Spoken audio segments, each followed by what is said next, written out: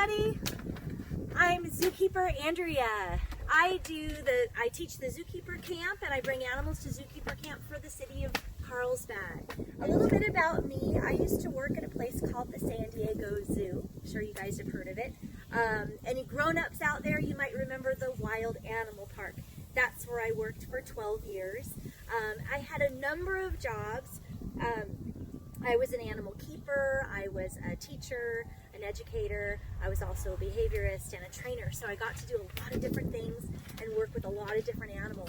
But for now, I thought we'd talk a little bit about my day, being a zookeeper, what I do every day and the animals that I get to take care of, and I thought you might want to meet some. So I've brought some right here close, so it doesn't take too much time for me to get them. So I'm going to go get my first animal. I'll be right back. Can you see him? This is a tegu. You guys, his name is Titus. Let's zoom in and see if you can see his face. Check out that tongue, huh? What a great tongue. Titus is a tegu, and he's a monitor lizard from Argentina. Now, he's actually a burrowing lizard. So unlike iguanas that would climb up in trees, he's going to burrow. He's going to use those front claws and dig gigantic tunnels all the way underground. And he's going to spend most of his time underground.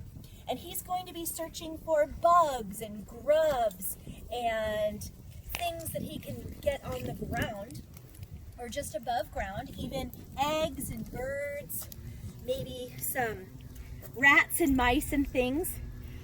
I don't know if you can see him. He's got great camouflage right now. Do you see the spots all over his body act as great camouflage? Right here you can see the sun casting its shadows right through the trees here. So it kind of, you can see how it would help him in the wild as well. So Titus has a great big long tongue, which you can see. And it's a very, very important part for him. What is that tongue going to do besides blow you kisses? It's going to act as a way for him to explore his environment. Some people say that lizards and snakes can smell with their tongue, and that's really not totally accurate. They actually can use the tongue to grab particles, dust particles and scent and smelly things from the air, and then they bring their tongue into their mouth, where in the roof of their mouth, they actually have two holes, almost like two nostrils you can think of. That's where their nose is. That's where they analyze the dust particles that they've brought in on their tongue, and it kind of senses what they're smelling, right? So they use their tongue to help them smell. So I'm wondering if you guys might want to watch him eat. I'm going to put him right here. I brought a couple of his favorite little treats. He does love worms. Titus, come back. He's very active today with all this heat. So I've got some super worms and a strawberry. Let's see if he'll eat some today.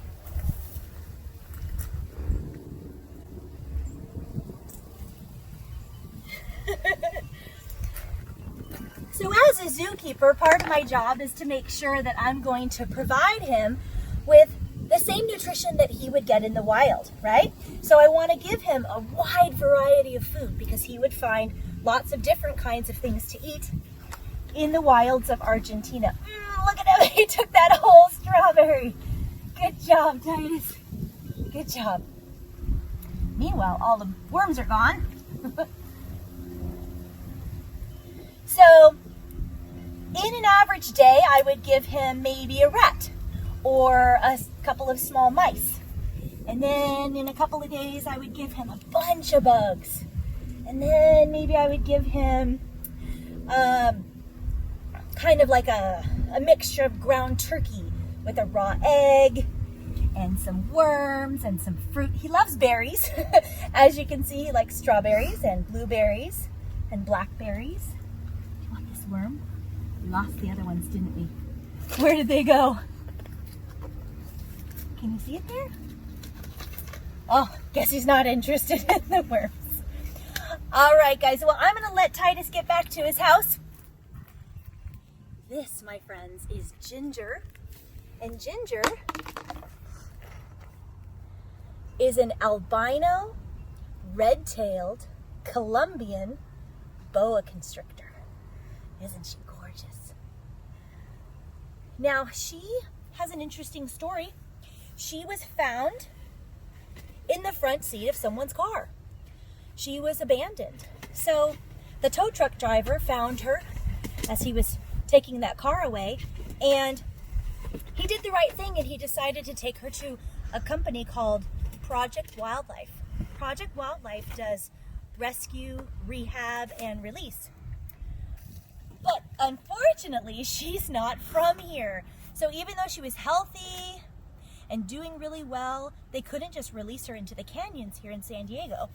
So they said, you know what? She might make a really great animal for education programs because she's really calm. She doesn't mind being held. She's fairly used to it.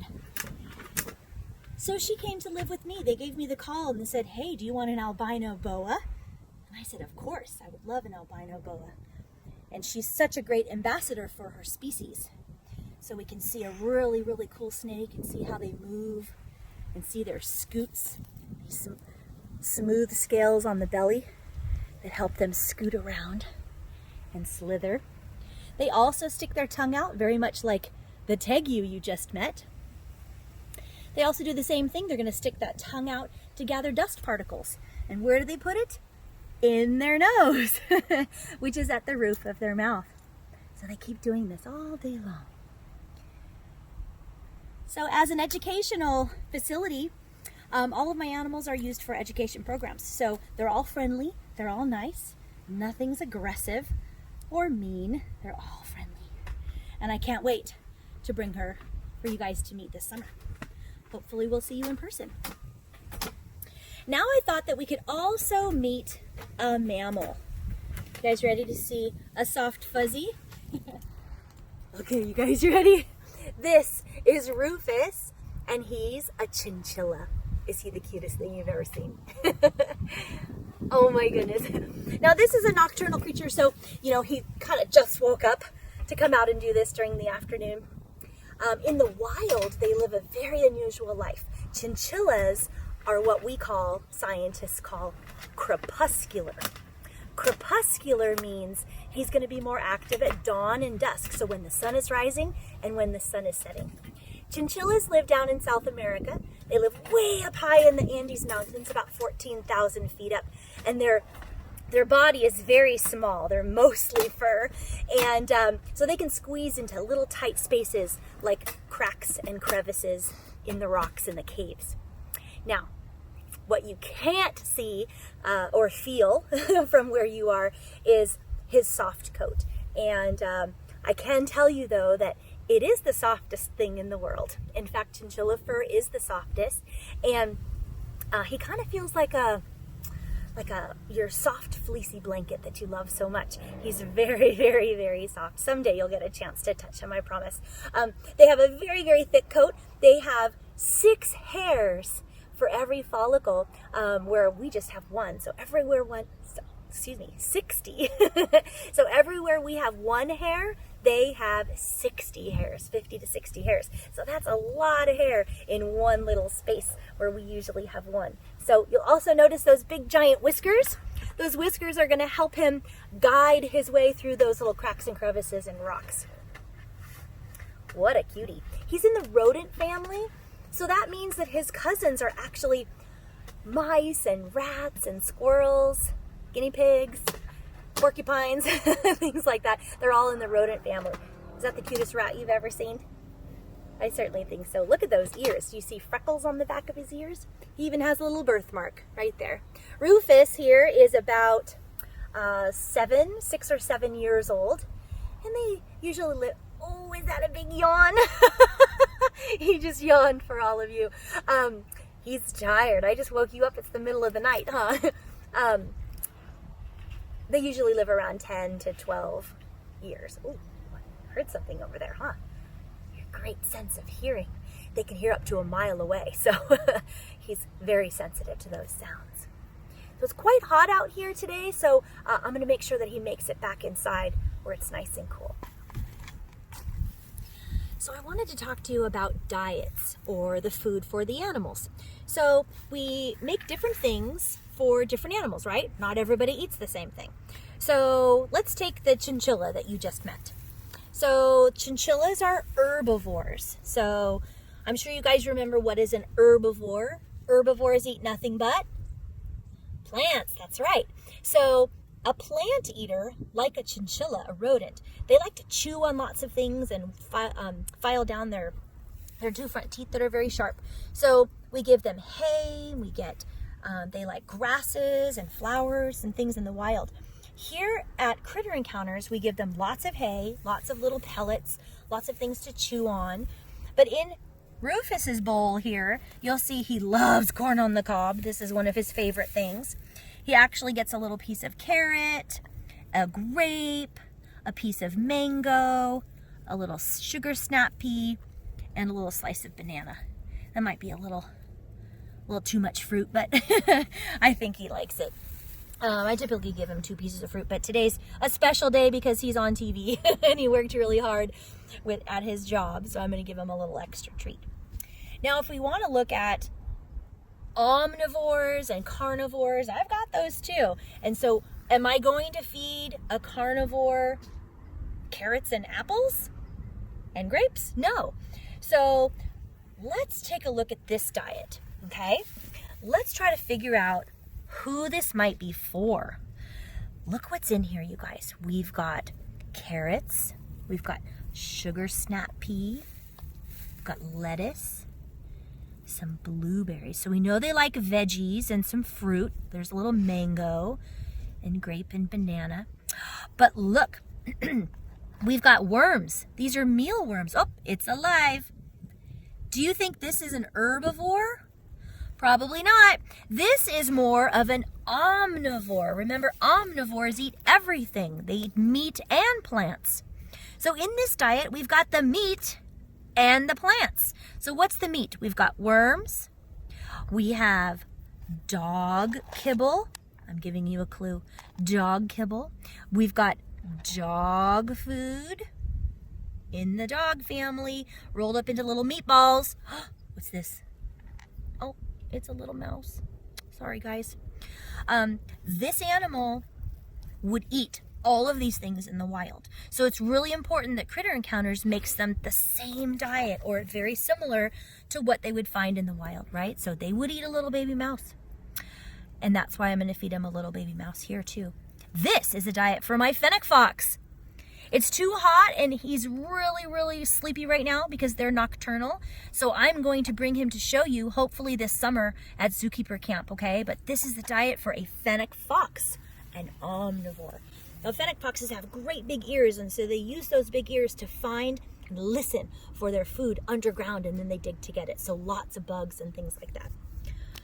All right, you guys, let's go down and feed a pig. So my day here begins early in the morning, where we have to make sure that all the animals that eat during the day get their food in the morning. And then later on in the afternoon, we feed all of the nocturnal animals. Make sure that their food is fresh for when they first wake up. And coming down here, we've got some baby goats and a baby pig. So I can't wait for you to get a chance to meet them. Our first little sweetie is Clementine, and she's a little Juliana pig.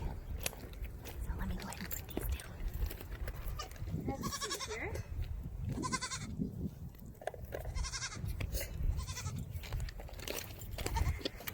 Hopefully you can see her. Come here. This is Clementine. And Clementine is a Juliana pig. She's a miniature or micro pig. And at full size, she might get up to 50 pounds, maybe 60 at the most, but typically 40 to 50 pounds. Right now, she's 44 pounds. My little girl. She's about 10 months old, and I don't know if you can hear it or not. She's eating like a pig. You eat like a pig. So noisy. She wanted to say hello. She looked right into the camera. So what you might notice in this food bowl, if you can zoom in, you might see there's some corn, strawberries, carrots, lettuce, bananas. She eats the skin, you guys. The banana peel. Oh. What a messy, messy girl. Pigs are really, really clean animals, despite what people think about them. They think that they're very messy and dirty. It turns out that they do like to wallow in the mud, but that's to protect them from the heat, keeps them cool. Also, it helps with sunburn. It's like a sunscreen for them. So they can get all muddy, but then they'll kind of scrape their body up against the side here. You'll see like she can, it's kind of dirty right here, so she rubs all that mud off once it's dried, and it comes off like a dust, and it keeps her nice and clean. Now, a couple things that I have to do as a keeper is, of course, scoop poop.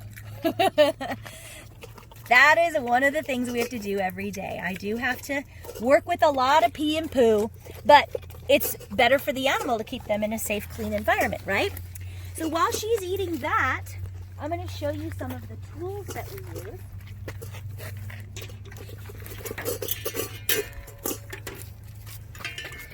So here I've got my pail. I bring that over here. I've got my rake and my scoop. And you see, I get to come right over here and we're going to scoop some poop. This is every day because I don't want her walking around in her poop, right? That's gross and dirty and she could get sick. So it's really important that we keep their houses clean every day. So scooping up her poop doesn't take too long. There's not too much, that's pretty good. Now you might think, what's another thing that we need to do as a zookeeper, right? We have to feed them every day. We have to make sure that their house is clean. What about fresh water, right? So we go over here to her little mud hole and her water bowl. And you'll see, she's already dumped it. What a silly girl. So we fill up her water.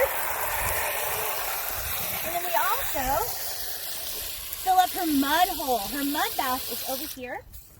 And this is where she gets to roll around and cool off and get that sunscreen mud all over her body. Super, super fun.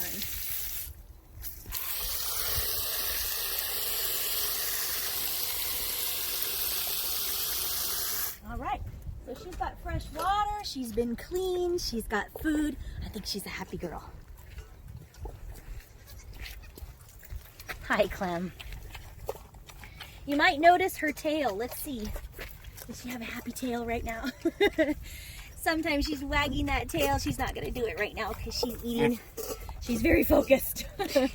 But pigs can often tell us how they're feeling. There it goes. By looking at her tail, by wagging her tail, she's going to communicate with us and tell us if she's happy, if she's loving her food. Usually when I call her, she knows her name and she'll start wagging. Hi, Clem. Hi, Clementine. What a good girl. All right, we're going to go next door and meet some baby goats. So these little baby goats are called Nigerian dwarf goats. And they're very small. Come here, babies. Come here, hello. This is Vanny, and she's 2 months old. Are you gonna try jumping on me? Whoa! And this is Ellie. Woo! She is 3 weeks old. So I wonder if somebody's thirsty. Let's see if somebody wants to eat today. Are you hungry? Vanny, do you want to eat? So because they're still young, they're still on bottles, and I have to bottle feed with a milk replacement. So as a keeper, you want to make sure you know how old they are and how much milk they need, how many bottles per day. So Vanny, this little black one, is 2 months old, and she gets 1 bottle every day. But we're going to share today, so let's see if Ellie wants some too, okay? Miss Ellie She's only 3 weeks old. Are you eating my keys? You don't want any, huh? And she gets 2 bottles a day because she's still so young. So she has to eat twice a day. Look at this little pig. She's really a goat, but she drinks like a pig. Notice how she kneels down like she's drinking from mom. Baby goats are really the cutest thing. Nigerian dwarf goats are really small. They're sort of miniature goats. Dwarf goats, they're not going to get real big. They only get about 2 feet tall when they're adults. So they'll only stand about this high. And at maximum weight, maybe 70, 75 pounds. So they don't get real big, which is nice. They're really good companion animals. You can get milk from them, and they give you lots of snuggles. She's a snuggler, little Miss Ellie. Hi, baby. Oh, she's loving that. Look at that. You drank the whole thing, little girl. Hello. I love you too. All right, so you guys, I just wanted to give you a little, oh, come on back up, come back up. Can you come back? Oh, good girl. So I wanted to give you an idea what life at Critter Encounters is like. And hopefully I'll get to see all of you very soon.